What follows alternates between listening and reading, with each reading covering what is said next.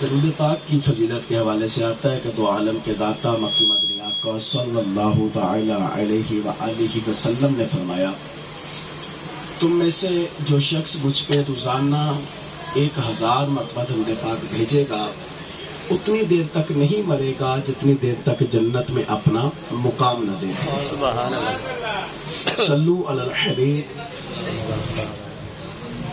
اللہ پاک پارہ 6 سورہ مائدہ آیت نمبر 55 میں ارشاد فرماتا ہے، انما ولیکم اللہ ورسولہ والذین آمنوا الذین یقیمون الصلاة ویؤتون الزکاة وهم راکعون۔ اس آیت مبارکہ میں اللہ تبارک و تعالی نے ہم ایمان والوں کو کچھ اہم امپورٹنٹ اور بیسک جو انفارمیشنز ہیں وہ دی ہیں، اور ساتھ ہی وہ لوگ جو اپنے دل میں طرح طرح کے وسوسے رکھتے ہیں، ان آیات میں ان وسوسوں کا بھی اچھی طرح جواب ہے۔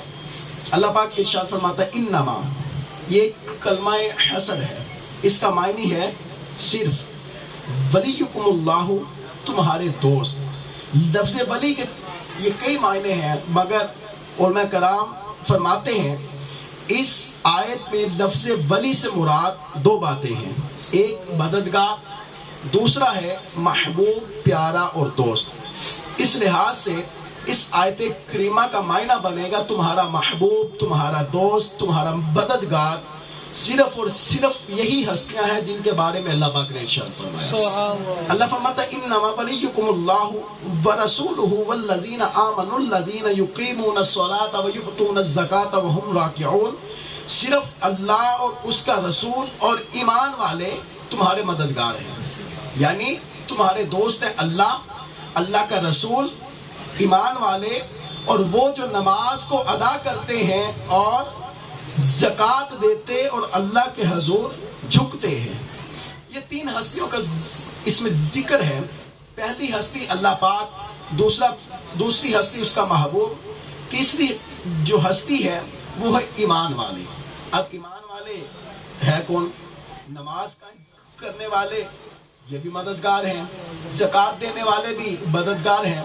معلوم ہوا صرف اللہ پاک کو مددگار ماننا، اس کے علاوہ ہر مدد کو شرک و بدعت قرار دینا بالکل غلط ہے۔ اللہ پاک ہمیں صاف صاف یہ فرما رہا ہے کہ تمہارا مددگار اللہ ہے اور اس کا رسول ہے، اور اللہ اور اس کے رسول کے بعد اس کے ایمان والے بندے اور جو نمازیں ادا کرنے والے، جو زکوٰۃ دینے والے اور جو رکوع کرنے والے ہیں۔ تو یعنی جو اللہ پاک سے محبت رکھتا، رسول پاک صلی اللہ تعالی علیہ وسلم سے محبت رکھتا ہے، نیک سیرت متقی مسلمانوں سے محبت کرتا، اللہ پاک کو بھی اپنا مددگار مانگتا، رسول پاک کو بھی اپنا مددگار مانگتا، اور اللہ پاک کے محبوب بندوں کو بھی اپنا مددگار یہ مانتا ہے۔ شیخ ابو عمر اور شیخ عبدالحق حریمی رحمۃ اللہ فرماتے ہیں 555 ہجری کی بات ہے، 3 صفر المظفر اتوار کو ہم حضور غوث اعظم رحمۃ اللہ تعالی علیہ کے مدرسے میں حاضر تھے۔ اس وقت حضور غوث اعظم رحمۃ اللہ تعالی علیہ لکڑی کے چپل پہنے ہوئے وضو فرمانے کے بعد آپ نے 2 رکعت نفل ادا کیے۔ نماز سے فارغ ہو کر آپ نے بلند آواز سے پکار کے کچھ کہا، یعنی لکڑی کے چپل کو ہوا میں پھینک دیا، پھر اسی طرح دوسرے چپل کو بھی پھینکا، وہ دونوں چپل ہماری نظر سے غائب ہو گئی۔ آپ دوبارہ اپنی جگہ پہ بیٹھ گئے۔ ہم میں سے کسی کو یہ واقعہ معلوم کرنے کی جرت نہ ہوئی کہ حضور واقعہ کیا ہے، کہ آپ نے پہلے اپنی ایک چپل کو پھینکا، پھر دوسری کو پھینک دیا۔ 23 دن گزرنے کے بعد غوث اعظم رحمۃ اللہ تعالی علیہ کے مدرسے میں ایک قافلہ آیا۔ قافلے والوں نے کہا ہم غوث اعظم رحمۃ اللہ تعالی علیہ کی بارگاہ میں نذرانہ پیش کرنا ہے۔ چنانچہ ہم نے غوث پاک رحمۃ اللہ تعالی علیہ سے اجازت لی، فرمایا قافلے والوں کو اندر آنے دو، وہ جو کچھ دے لو۔ ہم نے قافلے والوں کو اندر آنے دیا، انہوں نے بہت سارا سامان اور حضور غوث اعظم رحمۃ اللہ تعالی علیہ کے جوتے بھی پیش کر دیے۔ یہ دیکھ کر ہمیں حیرت ہوئی، معاملہ بڑا عجیب ہے۔ 23 دن پہلے حضور غوث پاک رحمت اللہ تعالی علیہ اپنے جوتوں کو اشارہ کر کے آسمان کی طرف ہوا میں پھینکتے ہیں۔ 23 دن کے بعد ایک قافلہ آتا ہے، وہ نذرانے کے ساتھ حضور غوث اعظم رحمت اللہ تعالی علیہ کے جوتے بھی پیش کرتا ہے۔ چنانچہ ہم نے یہ معلومات ان سے حاصل کی کہ ماجرا کیا ہے۔ وہ کہتے ہیں کہ 3 سفر کی بات ہے، ہم پہ ڈاکوؤں نے حملہ کر دیا، بہت سارے افراد کو قتل بھی کر دیا ہے اور سامان بھی لوٹ لیا۔ ڈاکو ہمارا مال ایک طرف لے کے جا رہے تھے اور آپس میں تقسیم کر رہے تھے۔ ہم نے اسی وقت نیت کی کہ غوث اعظم رحمت اللہ تعالی علیہ ہماری مدد فرمائے تو ہم اس مصیبت سے بچ جائیں گے، تو غوث اعظم رحمت اللہ تعالی علیہ کی بارگاہ میں نذرانہ پیش کریں گے۔ ابھی ہم آپس میں بات ہی کر رہے تھے کہ 2 بلند آوازیں ہمیں سنائی دیں، جن سے سارا خاموش جنگل گونج اٹھا۔ ڈاکو بھی ڈر گئے۔ پھر چند ہی لمحوں کے بعد ایک ڈاکو ڈرا سہما ہمارے پاس آیا اور کہتا، تم اپنا مال لے لو اور دیکھو ہمارا حال اب یہ کیا ہو گیا ہے۔ ہم جلدی سے ڈاکوؤں کے قریب پہنچے تو دیکھا ان کے دونوں سردار مر چکے ہیں اور ان کے پاس حضور غوث اعظم رحمت اللہ تعالی علیہ کے جوتے وہاں پہ موجود ہیں۔ بس ہم نے وہ جوتے اٹھا لیے اور اپنا مال لیا اور غوث پاک کی خدمت میں نذرانہ پیش کر دیا۔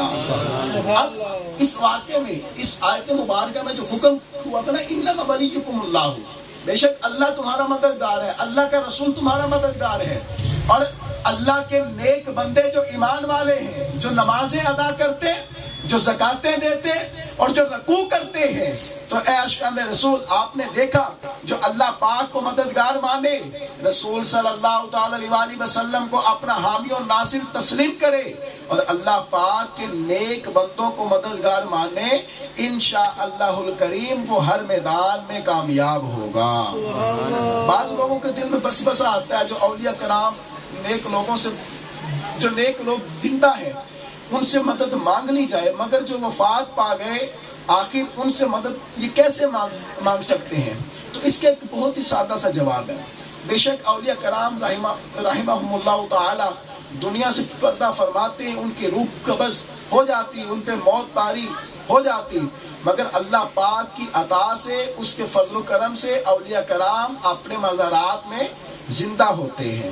کیوں؟ یہ میں نہیں کہہ رہا، یہ قرآن سے ثابت ہے۔ اللہ پاک فرماتا فَلَا تَقُولُوا لِمَن يُقْتَلُ فِي سَبِيلِ اللَّهِ أَمْوَاتٌ بَلْ أَحْيَاءٌ وَلَكِن لَّا تَشْعُرُونَ۔ ترجمہ کنز العرفان۔ اور جو اللہ کی راہ میں مارے جائیں انہیں مردہ نہ کہو، بلکہ وہ زندہ ہیں، لیکن تمہیں اس کا شعور نہیں ہے، تمہیں اس کی عقل نہیں ہے۔ اس آیت کریمہ میں صاف صاف یہ فرما دیا گیا جو اللہ کے راستے میں شہید ہو جائے اسے مردہ نہیں کہنا، وہ زندہ ہے، تو ان کی زندگی کا شعور نہیں رکھتے۔ اب یہ آیت کریمہ واضح طور پہ شہید کی زندگی کو ثابت کر رہی ہے، مگر سوال ہے شہید ہے کون؟ وہ جو غیر مسلموں سے جنگ کرتے ہوئے شہید ہو جائے؟ نہیں، صرف وہ نہیں بلکہ شہید اور بھی بہت سارے ہیں۔ امام احمد بن حنبل رحمۃ اللہ تعالی علیہ، مسند امام احمد بن حنبل میں حدیث پاک ہے، حضور صلی اللہ تعالی علیہ وسلم نے فرمایا ان اکثر شہداء امتی لاصحاب الفرش، یعنی میری امت کے زیادہ تر شہید وہ ہیں جنہیں بستر پہ موت آتی ہے۔ جنگ لڑتے ہوئے مر جانا یہ خالی شہادت کی علامت نہیں ہے، بلکہ حضور کا فرمان ہے بہت سارے شہید وہ ہیں انہیں اپنے بستر پہ موت آئے گی۔ اور ایک جگہ پہ فرمایا یعنی میری امت کے زیادہ شہید وہ ہیں جنہیں بستر پہ موت آتی ہے، ورنہ کتنے دوران جنگ مرنے والے ایسے ہیں کہ ان کی نیت اللہ پاک ہی بہتر جانتا ہے۔ یعنی کہ بعض جنگ میں لڑنے والے بھی ایسے ہوتے ہیں کہ وہ شہید نہیں ہوتے، ان کی نیت ہی کچھ اور ہوتی ہے۔ معلوم ہوا جو جنگ میں شہادت پا جائے صرف شہید وہ نہیں بلکہ امت کے زیادہ شہداء وہ ہیں جنہیں فی سبیل اللہ یعنی نیکیاں کرتے ہوئے اللہ اور رسول کی اطاعت میں بستر پہ موت آتی ہے۔ اب آپ خود غور فرمائیں، حدیث پاک میں اپنے نفس کے ساتھ جہاد کرنے والے کو جہاد اکبر قرار یہ دیا گیا ہے، تو جہاد اصغر جو کرے یعنی غیر مسلموں کے ساتھ جنگ میں شہید ہو جائے تو وہ زندہ ہے. جب فرماتا ہے اسے ہرگز مردہ نہ کہو. تو جو جہاد اکبر کرنے والے اپنے نفس کے ساتھ، اپنے معاملات کے ساتھ، اپنی زندگی کے اندر جو اپنی خواہشوں کے ساتھ جو جہاد کرنے والے ہیں، کیا وہ شہید نہیں ہوں گے؟ اور حضور غوث پاک رحمۃ اللہ تعالی علیہ میاں محمد اشر پوری رحمۃ اللہ تعالی علیہ ایک بہت بڑے ولی کامل ہیں. ایک دن ایک شخص آپ سے ملاقات کے لیے حاضر ہوا. یہ آنے والا اولیاء کرام کے متعلق وسوسوں کا شکار تھا. جب یہ آپ کی خدمت میں حاضر ہوا تو آپ کا تقویٰ پرہیزگاری دیکھ کے بڑا متاثر ہوا. پھر اس کی نظر اچانک دیوار پہ گئی تو وہاں پہ لکھا تھا یا شیخ عبد القادر جیلانی شیئا للہ، یعنی اے شیخ عبد القادر جیلانی اللہ پاک کے واسطے مجھے کچھ عطا کیجیے. یہ دیکھ کر وہ بندہ غصے میں آ گیا. اس نے ناراضگی کے انداز میں اپنے وسوسوں کا اظہار شروع کر دیا. تو حضرت شیر محمد شرف پوری رحمۃ اللہ تعالی علیہ ولی کامل تھے. اولیاء صاحب قال نہیں بلکہ صاحب حال ہوتے ہیں، لہجے پہ صبر و تحمل. پھر جب وہ شخص جانے لگا تو آپ ہی دروازے تک اس کے ساتھ گئے. جب دروازے کے قریب پہنچے تو آپ نے بلند آواز سے کہا یا شیخ عبد القادر جیلانی شیئا للہ، اے شیخ عبد القادر جیلانی اللہ پاک کے واسطے کچھ عطا فرمائیں. بس اتنا کہنا تھا کہ ایک بہت ہی حسین خوبصورت صاحب جلال بزرگ ظاہر ہوئے. ان کا جلال اور رعب و دبدبا دیکھ کے وہ بد بزر دیکھتا ہی رہ گیا. ان کے حسن کی تاب نہ لا سکا. میاں شیر محمد شرف پوری رحمۃ اللہ تعالی علیہ نے فرمایا مولوی جی یہی تو شیخ عبد القادر جیلانی ہیں جنہیں ہم بلاتے ہیں، مدد کے لیے پکارتے ہیں. یہ مردہ نہیں بلکہ اللہ پاک کی عطا سے زندہ ہے. حضور غوث اعظم رحمۃ اللہ تعالی علیہ آپ کی سیرت، آپ کے جو واقعات ہیں، یہ بندہ اگر بیان کرنا شروع کرے تو ساری زندگی مکمل نہ ہو. یاد رکھیے کہ دنیا میں 3 غوث اعظم ہوں گے. ویسے تو ہر دور میں ہر صدی میں غوث آتا ہی رہتا ہے. 3 غوث اعظم ساری دنیا کے اندر یعنی تا صبح قیامت تک ہوں گے. پہلے غوث اعظم تھے امام حسن رضی اللہ تعالیٰ عنہ. وہ غوث اعظم اس وقت تک تھے جب تک حضور شیخ عبد القادر جیلانی تشریف نہیں لائے تھے. دوسری غوث اعظم ہے حضور غوث اعظم رحمۃ اللہ تعالیٰ علیہ جنہیں ہم یہ 11ویں والا پیر بھی کہتے ہیں. تیسرے غوث اعظم ہوں گے امام مہدی رضی اللہ تعالیٰ عنہ. ٹھیک ہے جی.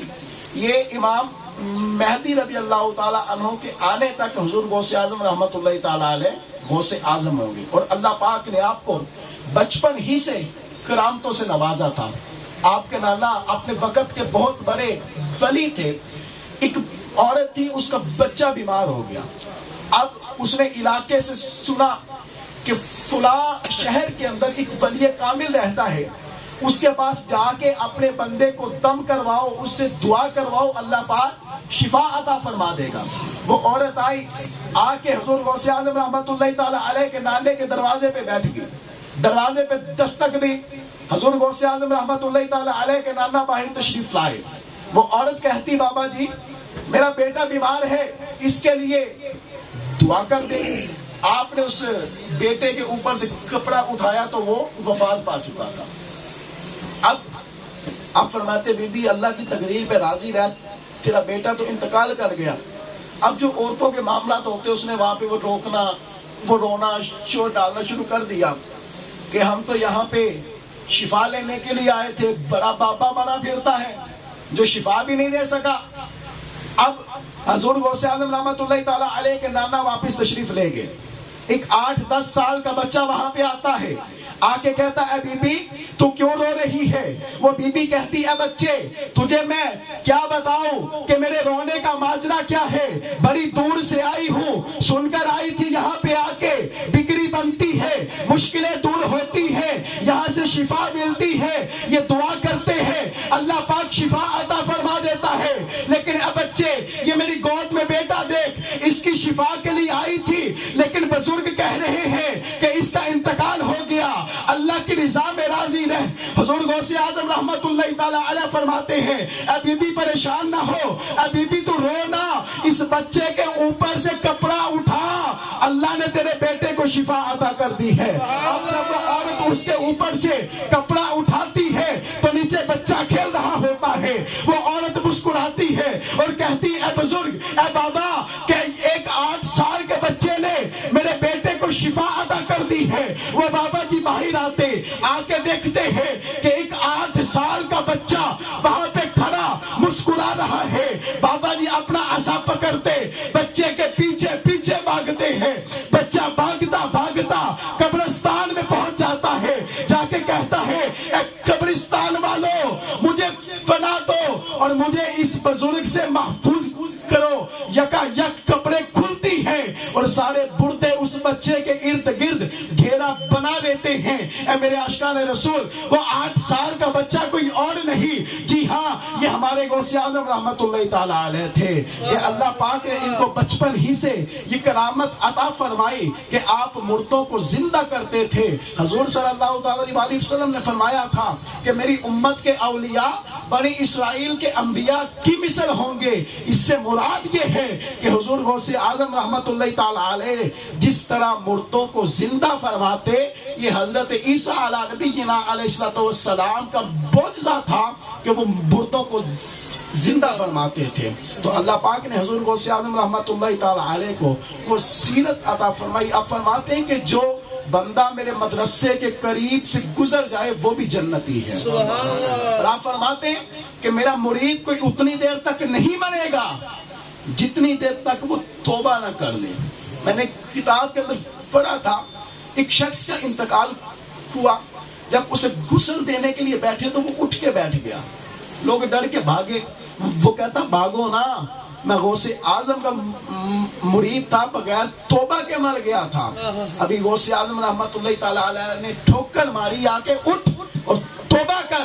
وہ وہاں پہ حاضر لوگ یہ دکھتے ہیں، بتاتے ہیں کہ وہ بندہ اٹھا، اس نے توبہ کی اور واپس لیٹ گیا، تو بالکل ایسے ہی ہو گیا جس طرح اس سے پہلے تھا، یعنی وفات پا گیا۔ نعرہ تکبیر، نعرہ رسالت، نعرہ حیدری، نعرہ غوثیہ، سیدی مرشدی، غلام ہے غلام ہے۔ اور یاد رکھیے گا اللہ تبارک و تعالیٰ اپنے بعض اولیاء کو، جو اس کے اولیاء ہیں وہ پیدائشی ولی ہوتے ہیں، بعض کو ولایت بعد میں عطا کی جاتی ہے، لیکن بچہ ولی بنتا کب ہے؟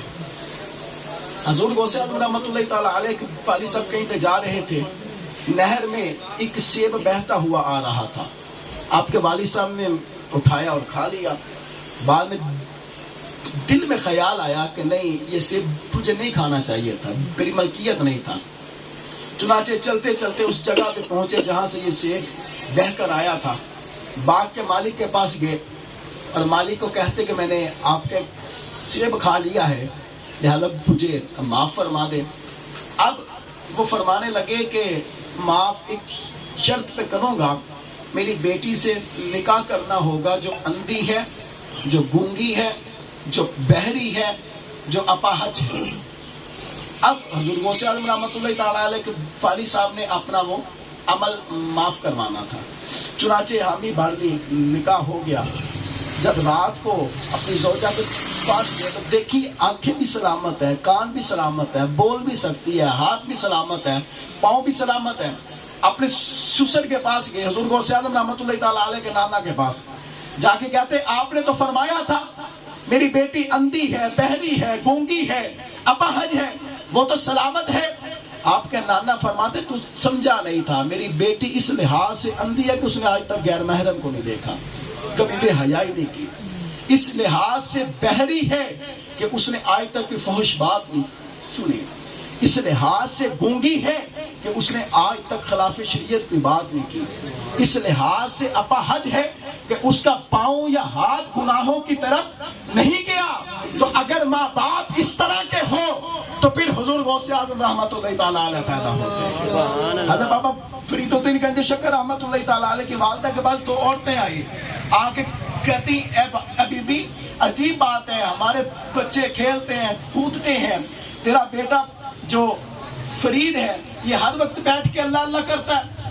تو حضرت بابا فرید الدین گنج شکر رحمۃ اللہ تعالیٰ علیہ کی والدہ فرماتی کہ میں نے آج تک اپنے بیٹے کو کبھی بے دودھ نہیں پلایا، اور جب میں کام کر رہی ہوتی ہوں، ابھی فرید الدین گنج شکر رحمت اللہ تعالی علیہ کی ولادت نہیں ہوئی تھی، تو میں ہر کام میں تلاوت کرتی تھی.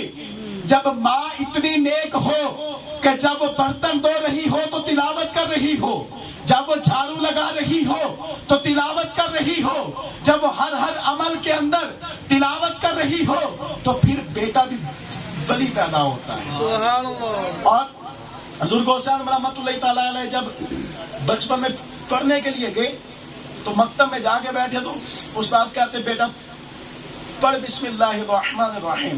شروع کرتے، اب پہلا سپارہ بھی سنا دیا، دوسرا بھی سنا دیا، تیسرا بھی سنا دیا، چوتھا بھی. دو اس میں روایات ملتی، ایک میں 16 سپارے اور ایک میں 18 سپارے. وہ استاد کہتے بیٹا پڑھنے آئے ہو کہ پڑھانے آئے ہو؟ کہتا استاد محترم آیا تو پڑھنے ہی ہوں، لیکن جب میں اپنی ماں کے پیٹ میں تھا تو میری ماں کو اتنے سپارے حفظ تھے، میری ماں تلاوت کرتی تھی، وہ میں نے سن کے حفظ کر دی. سبحان اللہ. اب باقی آگے آپ پڑھا دیں. سبحان اللہ. یہ ہے والدین.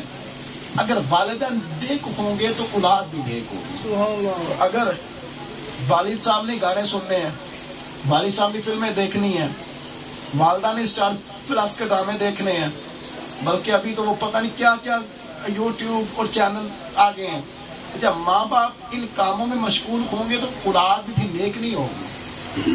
اور جو اللہ تبارک و تعالیٰ کے نیک بندوں کے لگ جاتا ہے، جو ان کی نسبت کو اختیار کر لیتا ہے، جیسے حضور غوث اعظم رحمۃ اللہ تعالی علیہ نے فرمایا میری اولاد اور میرے مرید اتنی دیر تک نہیں مریں گے جتنی دیر تک توبہ نہ کر لیں. اب لوگ کہتے ہیں نسبت کی بات کیوں کرتے ہیں؟ Why is the talking of attachments. آپ نسبت کی بات کیوں کرتے ہیں؟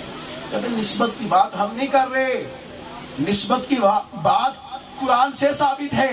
اگر اصحاب کہف کا کتا آ کے اصحاب کہف کے ساتھ غار کے اندر بیٹھ جائے تو اللہ تبارک و تعالیٰ اس کی وفا کو ضائع نہیں جانے دیتا، اس کو بھی جنت میں داخل فرمائے گا.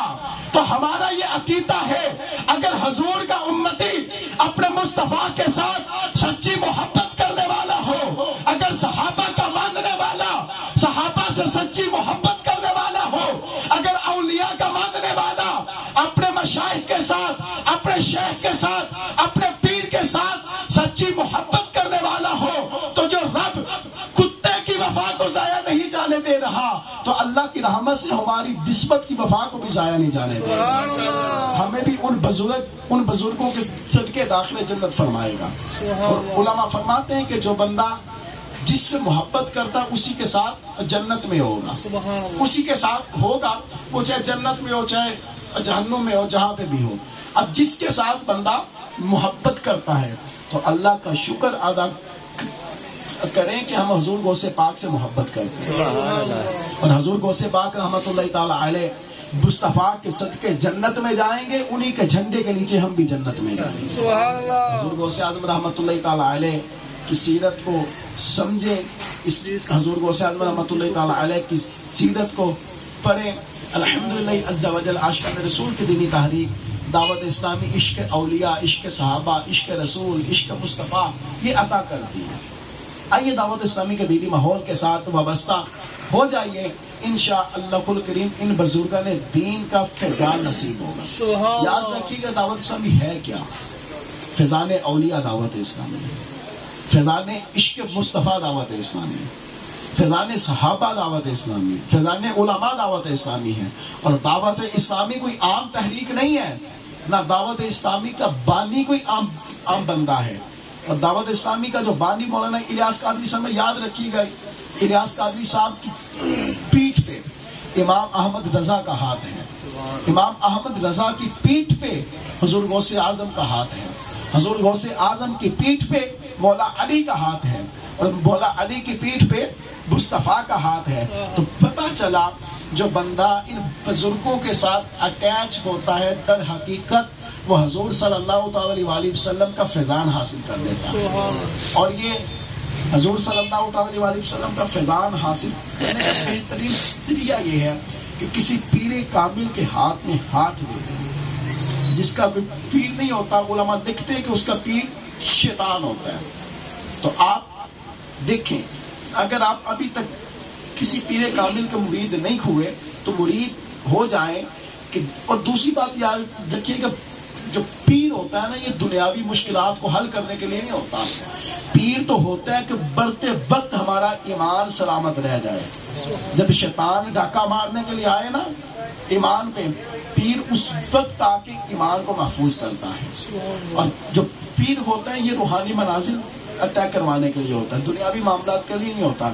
پیر کامل کی 4 شرائط ہیں. صحیح العقیدہ, سنی ہو, عالم ہو یعنی کہ اپنی ضرورت کے مسائل وہ کتابوں سے نکال سکے, فاسق نہ ہو یعنی کہ اعلانیہ کبیرہ گناہ نہ کرتا ہو یا چھوٹے گناہوں پہ اصرار نہ کرتا ہو. چوتھی بات یہ کہ اس کا سلسلہ حضور صلی اللہ تعالی علیہ وسلم سے ملتا ہو. اب اس میں پیر کے لیے سید ہونا لازم نہیں ہے, ٹھیک ہے جی.